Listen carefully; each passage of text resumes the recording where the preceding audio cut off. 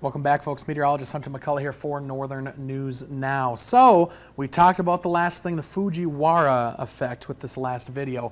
Now we're going to kind of break down what the forecast is expected to happen as we go into this immediate forecast. I'll be talking more about that with this next video when it comes to those two hurricanes, at least the one hurricane and the one tropical disturbance right now in the Atlantic Ocean, and how they're expected to react with each other.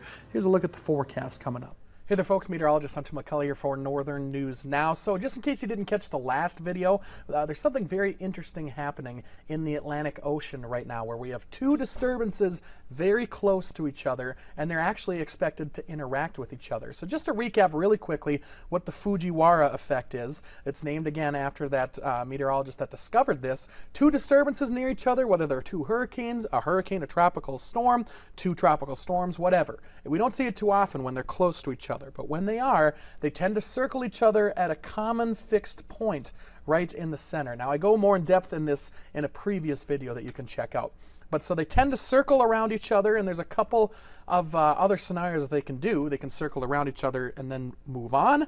The stronger one can absorb a weaker one, or they both are strong and they can strengthen into one. Now, that last one is very uncommon and not expected to happen, thankfully, with this system that's going on into the Atlantic Ocean.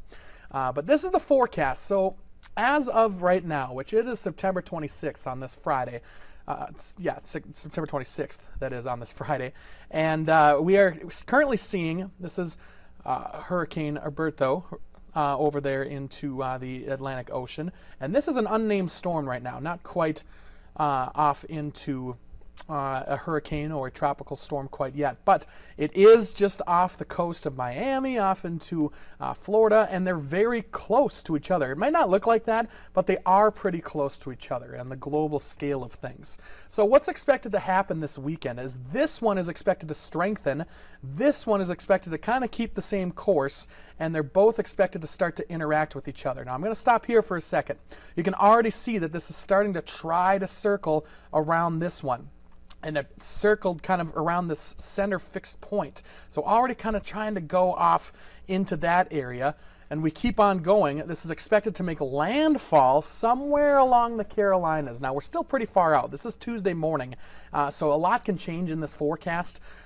Whether this becomes a hurricane is also up for debate right now. It could just stay a tropical storm. This is expected to stay a hurricane, however.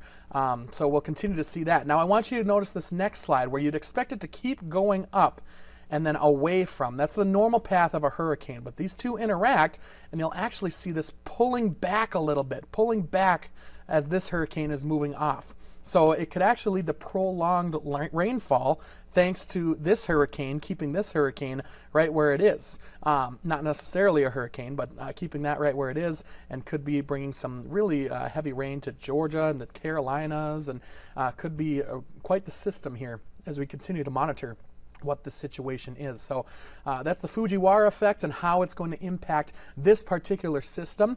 We're going to keep an eye on this, of course, in the coming days. If you have friends and family that live out there, make sure that they're keeping an eye on that as well. If you have travel plans out there as well, of course, keep an eye on the forecast. And a lot of meteorologists out there keeping a very close eye on what this system is going to be doing. But something that we don't see too often is those two systems very close together and just how they interact with each other. So there you go. That's a little lesson on exactly what the Fujiwhara effect is and a real world example of what we're expecting to see happen here into this system. In the meantime, have a great day.